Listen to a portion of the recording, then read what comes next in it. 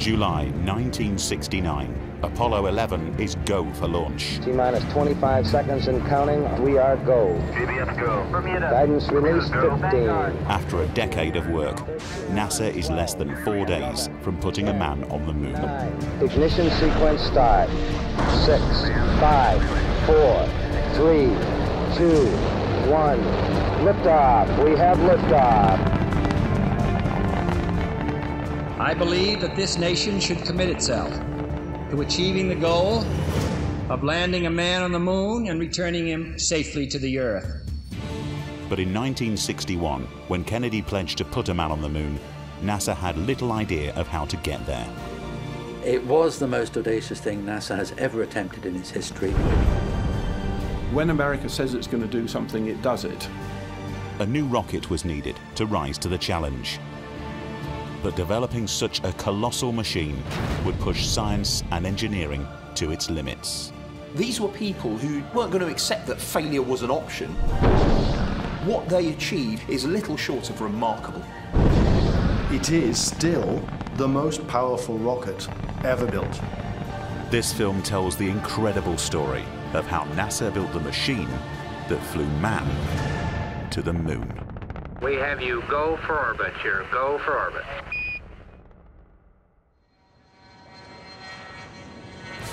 November 1961. NASA pilots test the X-15 rocket plane. Prepare to go. Launch.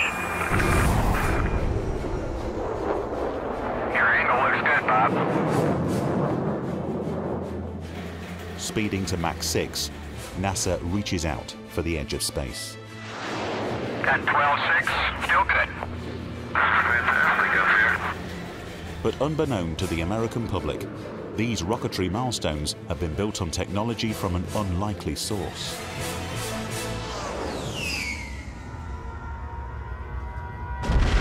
(1940). World War II rages as London burns under relentless aerial bombardment. But deep within Nazi Germany, Hitler's plans for a new long-range superweapon are being hatched.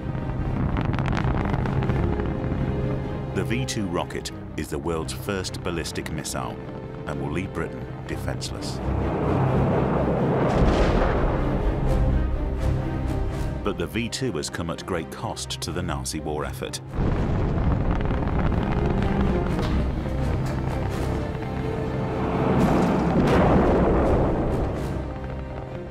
However, these early lessons in rocketry will mark the surprising first steps towards manned spaceflight. And the mastermind behind the V-2 rocket, scientist Wernher von Braun, will later become an unlikely giant of the American space program. At the end of the war, US agents capture over 100 German scientists, including von Braun, and recruit them to develop weapons for the US Army. The story of von Braun's arrival in the States dates back much further than that. It was very clear that the Allies were winning the war. They had to decide who they should surrender to.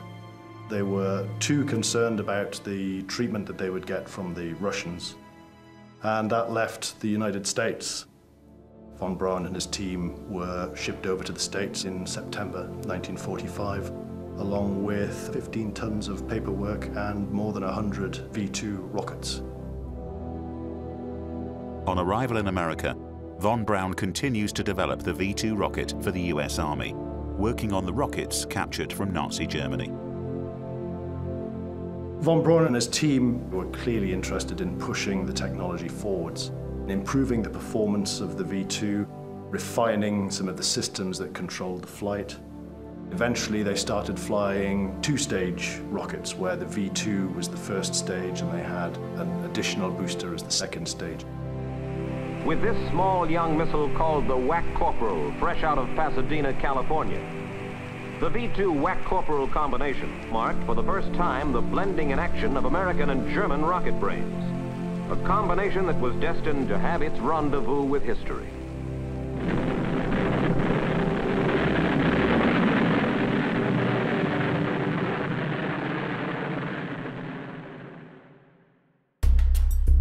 As the Cold War gathers momentum, both superpowers realize the conflict will be won or lost on the power of technology.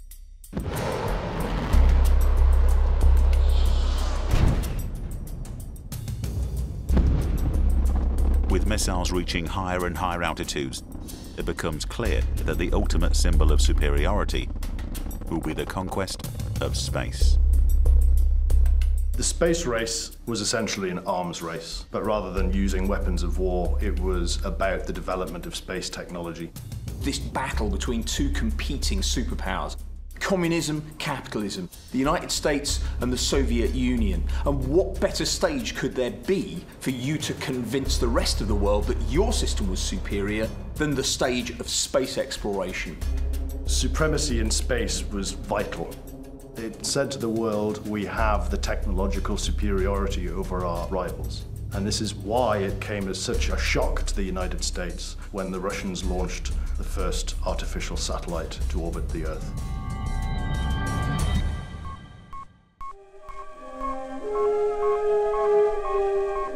All the people on this fast-shrinking planet heard about it. Many of them watched it. All of them read about it. In 1957, the US learns of several spectacular Soviet space victories that send shockwaves across America. On October 4th, 1957, the Soviet Union launches Sputnik 1, the world's first artificial satellite. Sputnik really put the United States into crisis. It was a global event. The Americans were absolutely shocked that a dictatorship suddenly beats them to the first hurdle, which was to put the first object into orbit around the Earth. Every day it was orbiting the Earth 16 times, and every day it was passing over American territory. There was nothing they could do about it, and that's why it had such a powerful effect on their psyche. On November 3rd, 1957, the Earth's second artificial satellite went into orbit. 1 month later, America suffers further humiliation as Sputnik 2 carries life into orbit.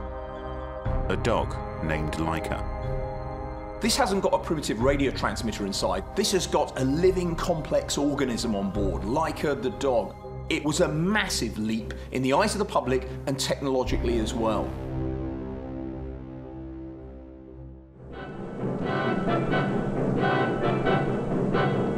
In desperation, the United States looked to the vanguard. Nearly 200 newsmen from all over the world were flown down for the big turkey shoot. And inside the blockhouse, the tension steadily mounted.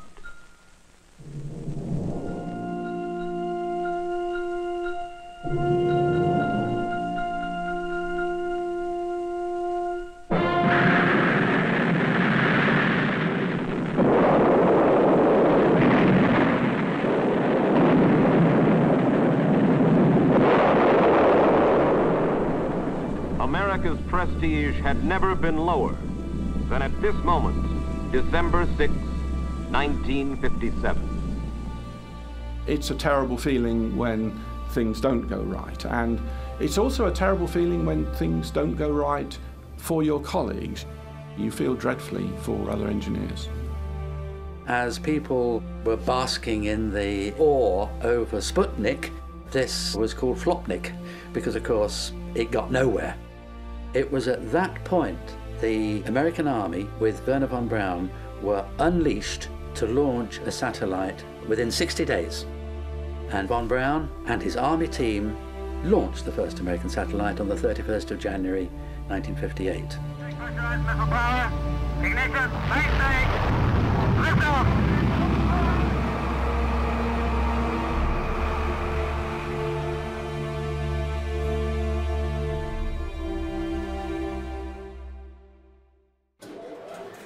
In 1958, Washington forms a research organization to accelerate an American space program. NASA is born. Von Braun was enveloped within this expanding NASA organization that hoovered up all of those different departments of Air Force, Army, and civilian activities to create the infrastructure that could mobilize major programs. Von Braun and his men immediately begin work on a heavy lift vehicle that they believe will give America the lead in the space race. Having stumbled at every hurdle in the race, there was further humiliation for the United States with the launch of Yuri Gagarin.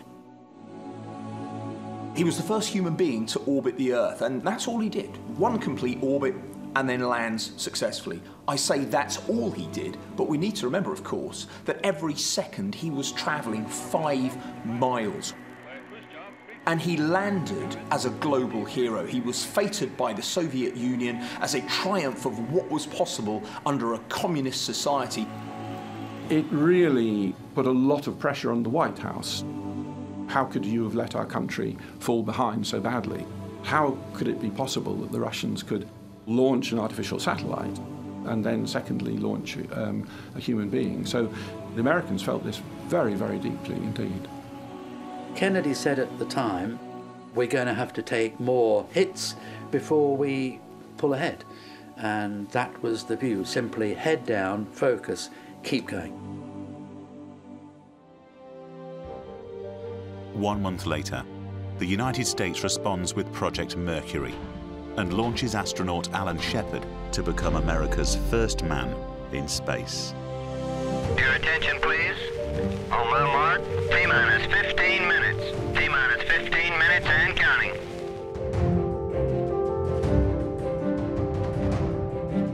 Status check, pressurization. Box tanking, you are go. Water systems, go. Range operations. Mercury capsule, go. All pre-start dial lights are correct. The ready light is on. Eject Mercury umbilical. Oil evacuate. Mercury umbilical clear. Lights on. All recorders to fast. T-minus 8 seconds and counting. Engine start. Bolton liftoff. All roger. Liftoff and the clock has started. This is Freedom 7, reading you loud and clear. Control is smooth. What a beautiful view.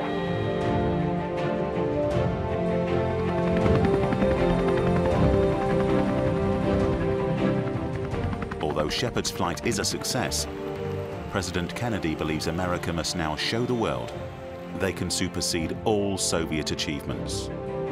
President Kennedy begins a tour of 4 space installations at Huntsville, Alabama, where he is greeted by Dr. Werner von Braun, space pioneer and director of this research and development center. I believe that this nation should commit itself to achieving the goal, before this decade is out, of landing a man on the moon and returning him safely to the Earth. No single space project in this period will be more impressive to mankind or more important for the long-range exploration of space, and none will be so difficult or expensive to accomplish. Godspeed, John Glenn. Roger, 0G, and I feel fine. Oh, that view is tremendous. Kennedy's pledge will inspire the American people, calm hysteria, and unite an army of engineers to take up his challenge.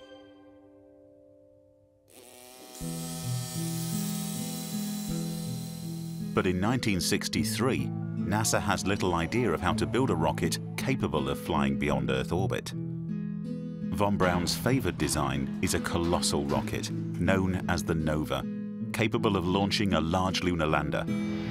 This heavy spacecraft would fly directly to the moon to land on its surface before returning to Earth. When NASA was doing the very early designs for the whole Apollo mission, they developed a specification for a rocket which was never built called the Nova rocket, which would have been absolutely immense in size. The whole front end of which would have been a spacecraft weighing about 45 or 50 tons. This would have been such a colossal spacecraft with such weight that people did not know even if the surface of the moon was sufficient to support the weight of such a colossal stage. The Nova design is eventually abandoned due to cost and complexity. NASA commit to an alternate design, a smaller launch vehicle comprised of 3 main stages. Consisting of fuel tanks and engines, each individual stage will burn at a specific time during launch. This stage design allows the heavy fuel tanks and engines to be discarded once used up, reducing the weight of the rocket as it climbs higher. This rocket will become an iconic symbol of the Apollo program, the mighty Saturn V. The Saturn V will send a small Apollo spacecraft to the Moon. Unlike Nova, the Apollo spacecraft will be made of 2 modules, with only a lightweight lander descending to the Moon's surface. This lander can then rendezvous with the main spacecraft and return to Earth.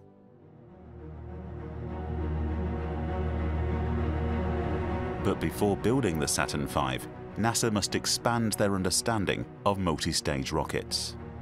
Work begins immediately on the Saturn I, a smaller test vehicle needed for trialing stage designs. Just 5 months after Kennedy's pledge, the first Saturn I is ready for launch. 5, 4, 3, 2, 1. Engine running. Thrust commit. Launch commit. Lift off.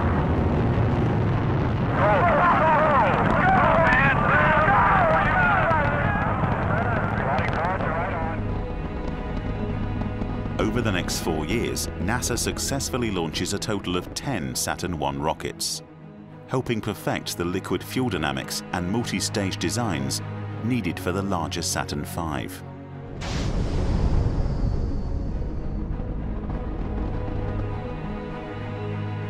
By 1963, construction on the mighty Saturn V has begun, with the most powerful engines ever built, capable of launching man beyond Earth orbit. The Saturn V will secure America's dominance in the space race.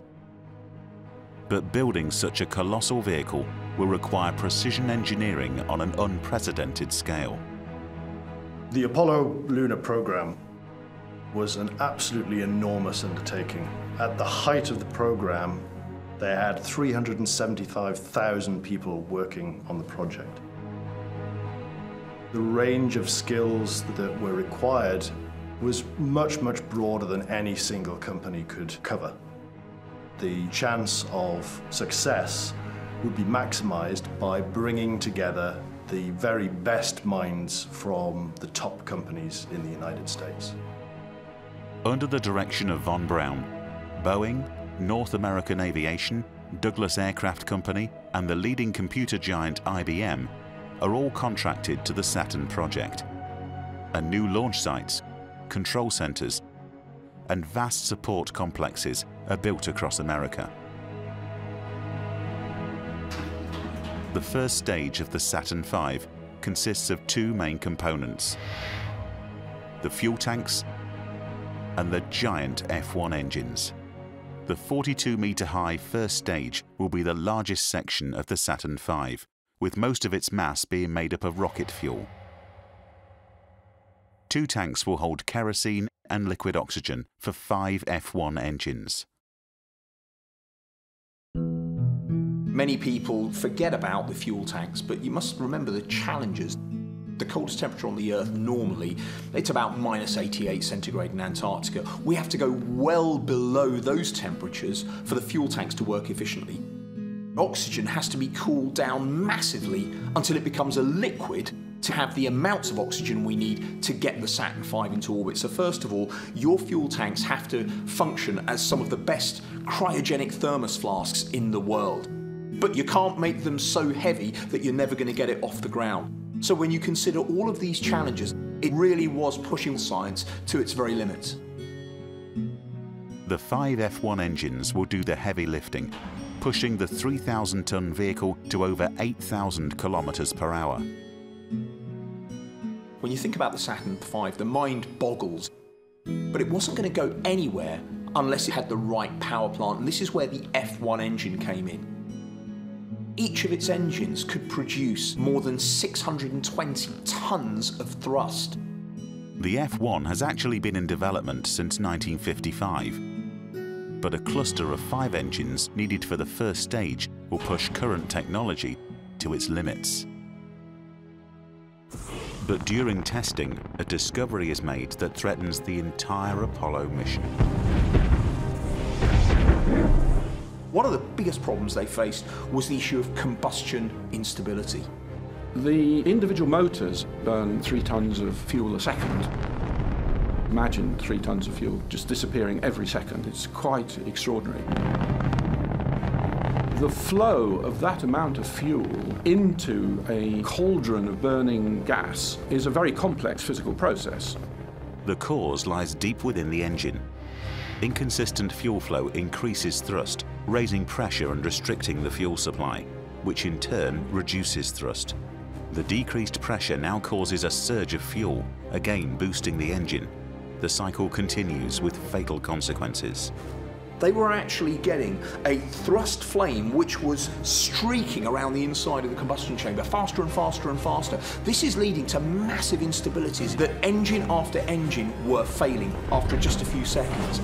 And believe me, when an engine of the power of the F1 fails, it does so spectacularly and catastrophically.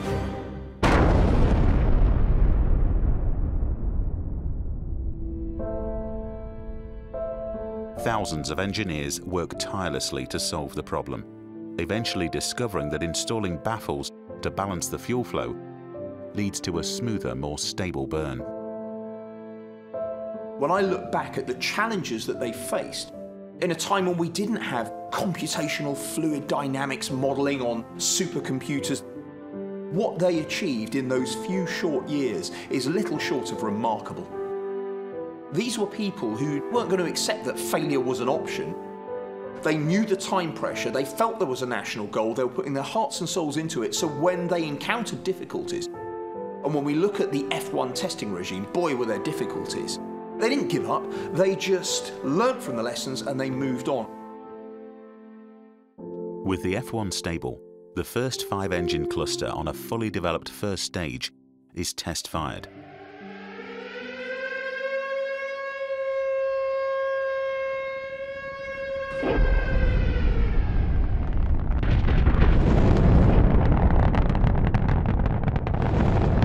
Collectively, the 5 engines now produce an astounding 7.5 million pounds of thrust, meeting von Braun's original specifications. The 4 outer engines are then fitted on gimbals to direct their thrust for in-flight course corrections. It's the nearest thing you can see to an explosion that isn't quite an explosion. It's quite stupendous to see something that is so nearly out of control and yet being controlled so precisely. It's that balance that makes you respect the people who can design and build equipment like that.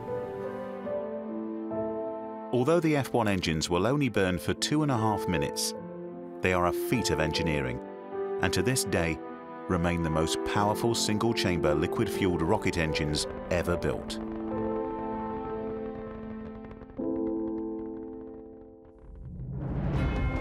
In parallel to the development of the first stage, work has begun on building the Apollo spacecraft that will fly the astronauts to the moon and back. But to flight test this Apollo hardware, a new rocket is needed. Construction of the Saturn V begins immediately. With a new, more powerful second stage, this vehicle will launch a manned Apollo spacecraft into orbit for flight testing.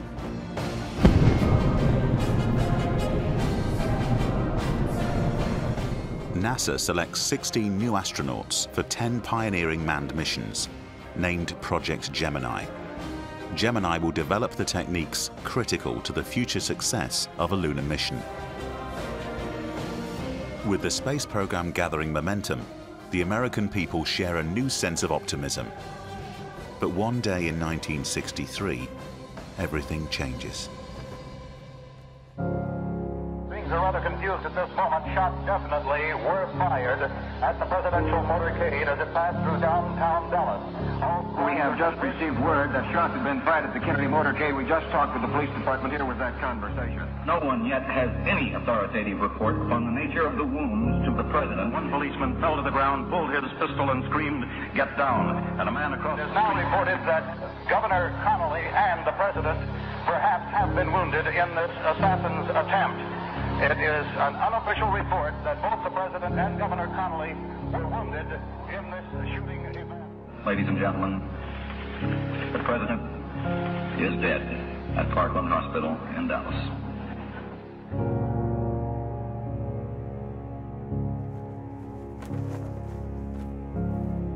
There at the time you could feel it. A terrible sense of loss. It enshrined in the memory of all those who were there at the time in the United States the fact that what Kennedy had begun was to ignite a dream that a post-war world and that a young and far-sighted leadership could begin the process of transforming a world endangered by the threat of nuclear war, that essentially the American people could themselves be mobilized to make the world a better place. But instead of creating a demoralization, it brought a response of an absolute, resolute determination that come what may, they would get Americans on the moon by the end of the decade.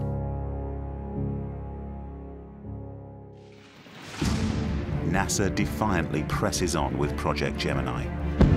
Clock started. You're on your way, Molly Brown. They make huge steps towards fulfilling Kennedy's dream and showing the world the America he believed in. Oh, man. This is the greatest experience up to like $1 million. Gemini played an absolutely crucial role.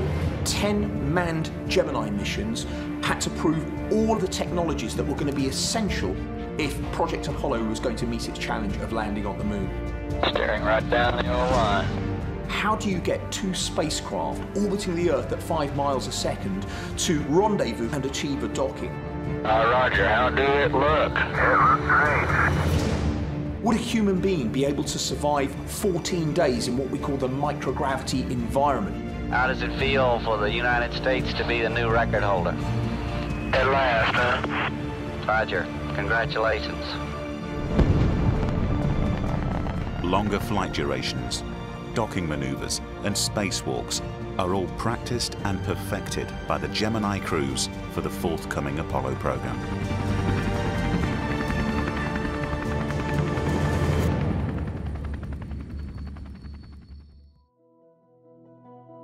Construction of the Saturn V's third stage is well underway at the Douglas Aircraft Company.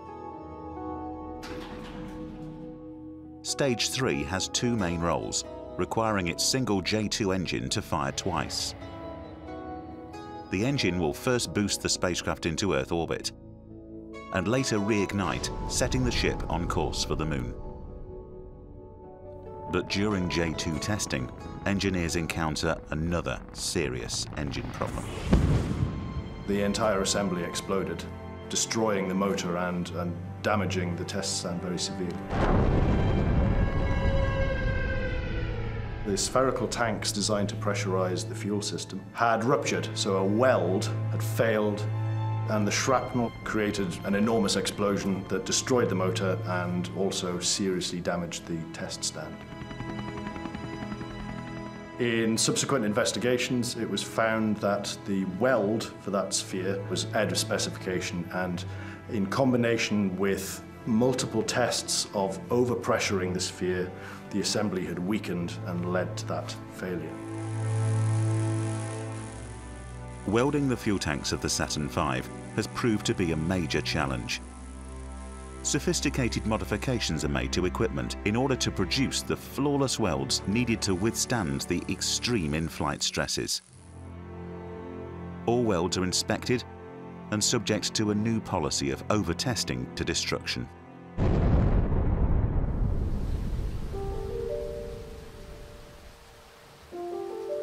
The big secret with the engineering on the Saturn V lay in the experience of the German rocket pioneers. It was the uncompromising commitment to test, test and retest, and the very systematic development of one system after another that were the core of why the Saturn program worked so well. Despite steady progress on the first and third stages, the second stage of the Saturn V at North American Aviation is proving more difficult. Due to redesigns of the Apollo spacecraft, the Saturn V is too heavy, and the weight reduction must somehow come from the second stage. The original design of Stage 2 uses two separate fuel tanks.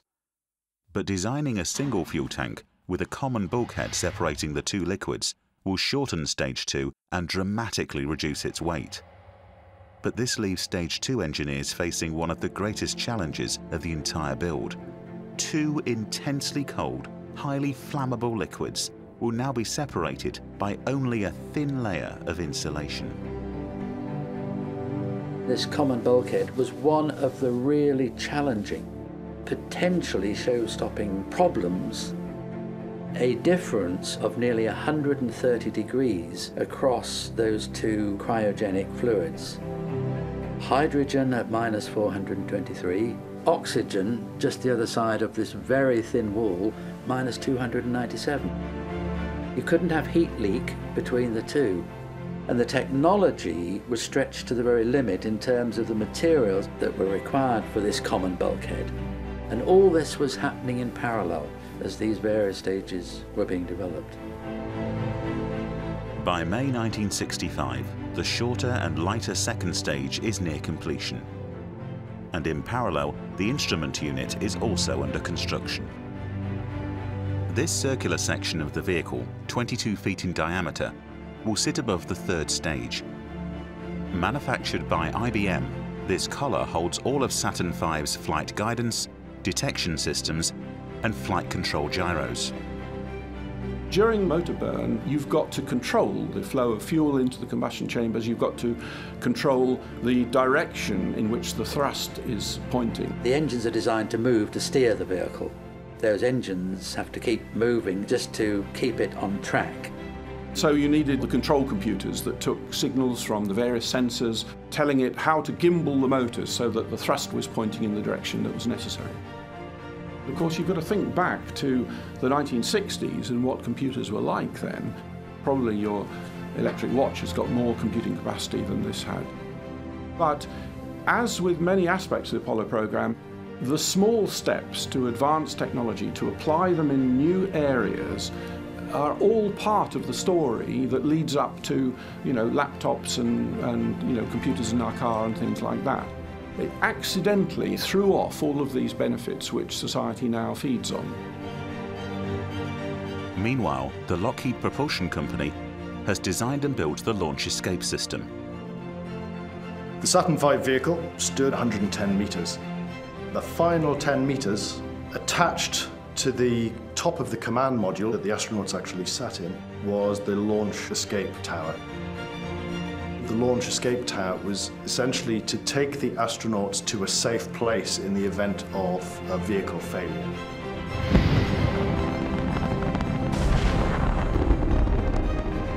The rocket motor would pull the command module containing the astronauts away from the rocket, and it would divert them out towards the sea. And the command module would come down into the water under its parachutes. With the astronauts out of harm's way, they can be recovered by the US Navy.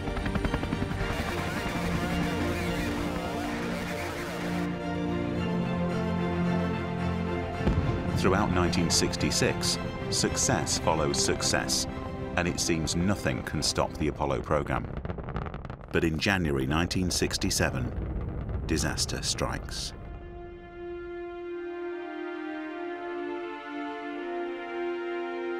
Astronauts Gus Grissom, Ed White, and Roger Chaffee board a Saturn 1B for a routine static launch test. Once locked inside the capsule, a fire breaks out.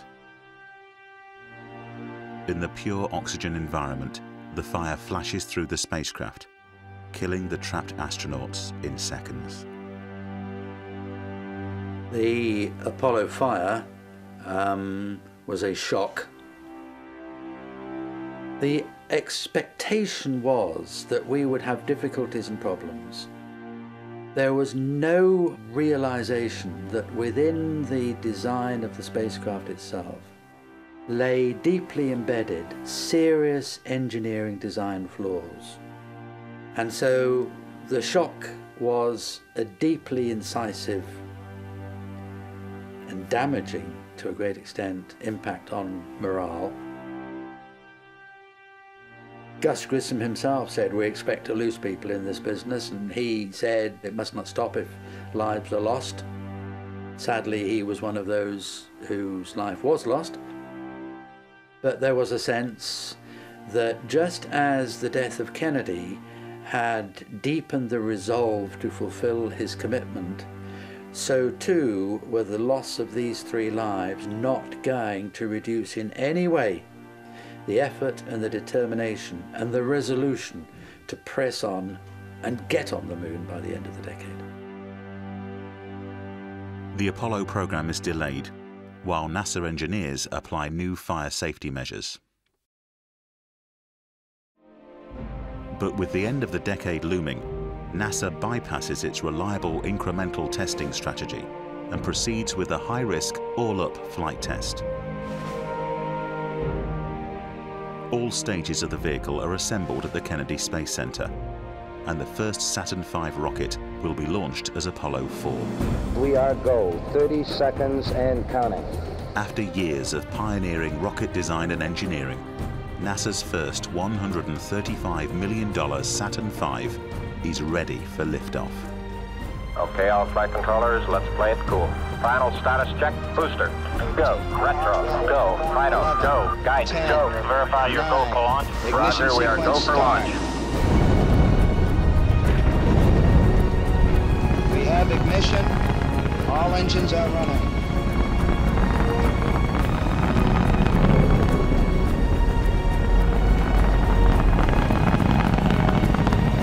We have liftoff. We have liftoff at 7 a.m. Eastern Standard Time.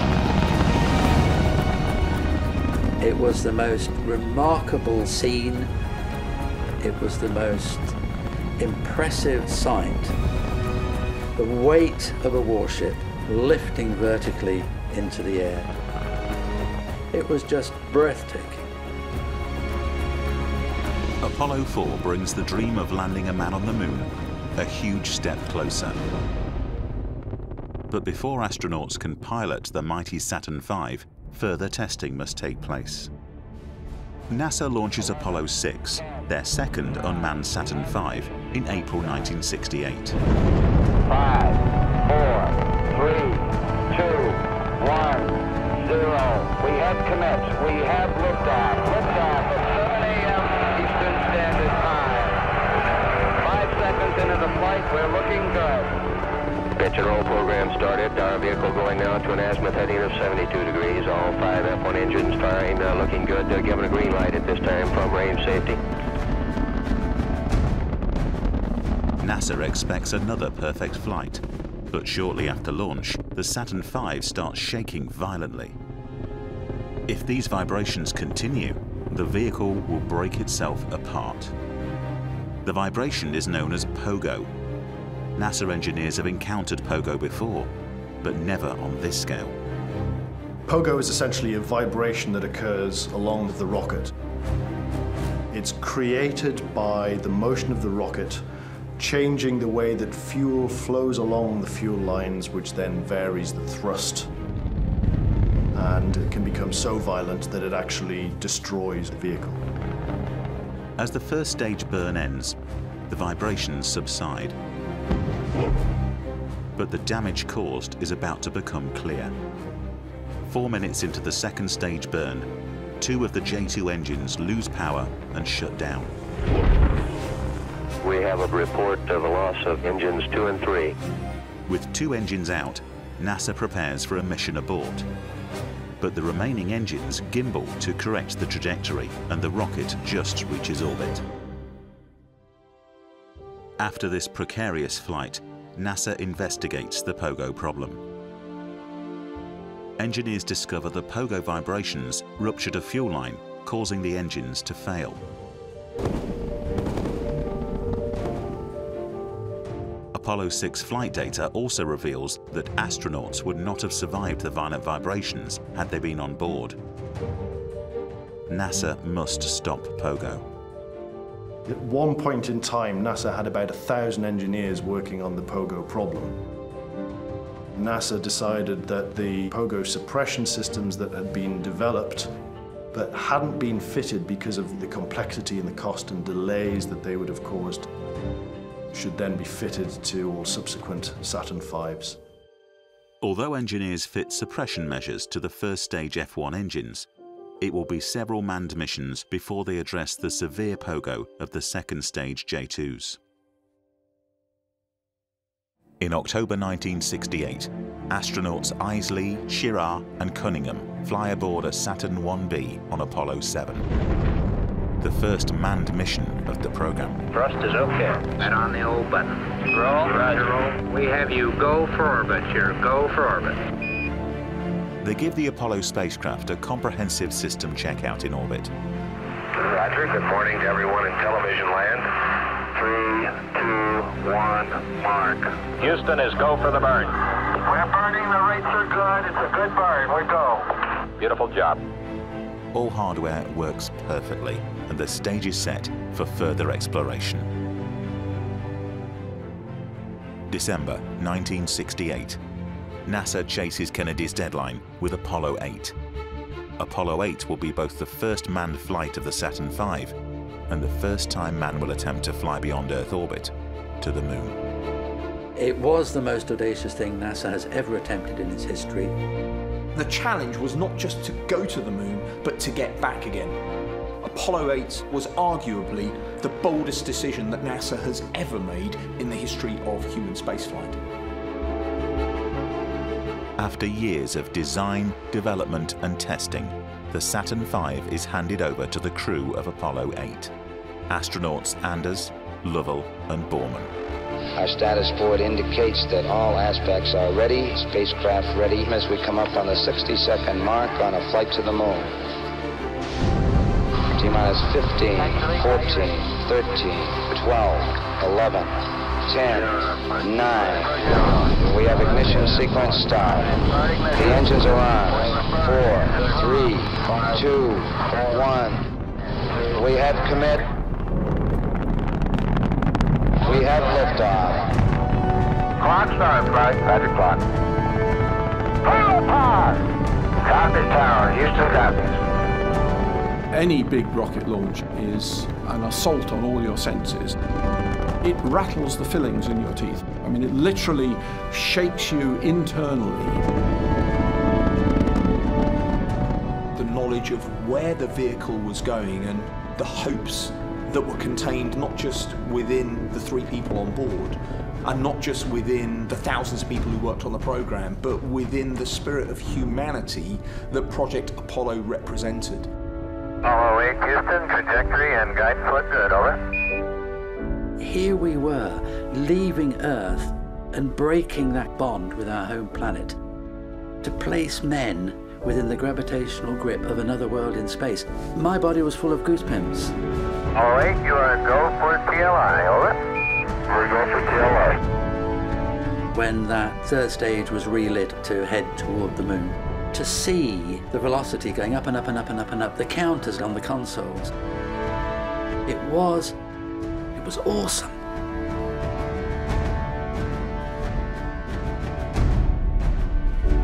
I think the Apollo 8 crew saw our home planet from a perspective that people have dreamt about for thousands of years.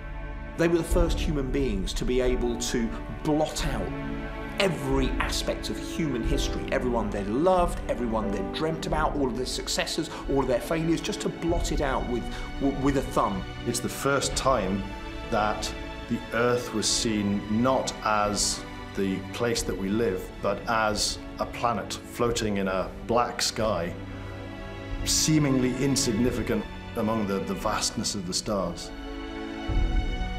Apollo 8 successfully orbits the moon 10 times, and on Christmas Eve 1968 makes a historic television broadcast to the world. For all the people back on Earth, the crew of Apollo 8 has a message that we would like to send to you. In the beginning, God created the heaven and the earth. And the earth without form and void, and darkness was upon the face of the deep. And God said, "Let there be light," and there was light. When I hear the reading of the passages from Genesis, it makes the hairs on the back of my neck stand up, and that's 40 years later. I think Apollo 8 is certainly a contender for the proudest moment of the Saturn V. And from the crew of Apollo 8, we close with good night, good luck, a Merry Christmas, and God bless all of you on the good earth.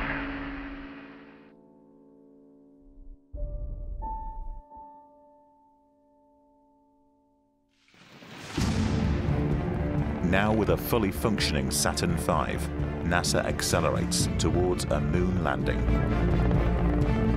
In March 1969, Apollo 9 orbits the Earth for 10 days, conducting the first manned flight test of the lunar module. 3, 2, 1, red fire. Mission confirmed. 2 months later, Apollo 10 returns to the moon to practice landing procedures, flying the lunar module just 8 miles above the surface. We is down among us, Charlie. Roger, I hear you weaving your way up the freeway. It might sound corny, but the view is really out of this world. With all testing complete, the stage is now set to attempt a lunar landing. July 16, 1969, Apollo 11 astronauts Armstrong, Aldrin, and Collins board their Saturn V. We are go. 20 seconds. Miles go. TBM. TBM go. 11, 10, 9. We have ignition sequence start. 6, 5, 4, 3, 2, 1. All engine running.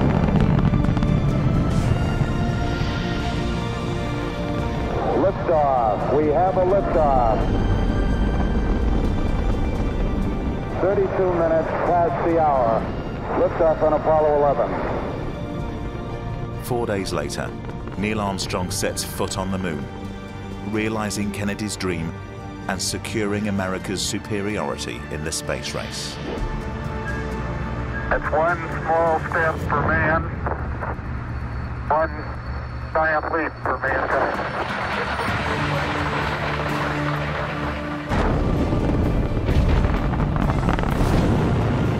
For the next 6 missions, the Saturn V maintains its 100% record. Between 1968 and 1972, 24 men fly to the moon and 12 walk upon its surface. It's got to be the most proud moment of my life, I guarantee you. As NASA grows in confidence, crews land in mountainous and valley terrain and explore vast areas of the moon in surface missions lasting up to 3 days. Boy, Houston, the beauty of this place is absolutely incredible. But on December 7th, 1972, man leaves the moon for the last time. What a ride. Apollo 17 closes a remarkable chapter in the history of spaceflight. In 1973, the final flight of the Saturn V launches America's first space station, and the service of this remarkable vehicle comes to a distinguished end.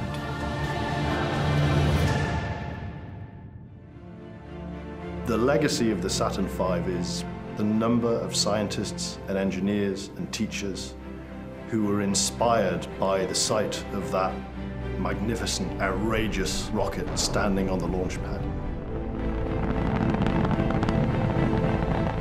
I'm one of that generation that are referred to as the children of Apollo. It drove my interest in science and maths for as long as I can remember. Saturn V was a totally remarkable vehicle. You just didn't question it. It was a pinnacle of engineering and a pinnacle of man's defiance of the laws of nature, almost. You know, I can do what I want, get out of the way. It is still the most powerful rocket ever launched from the surface of the Earth.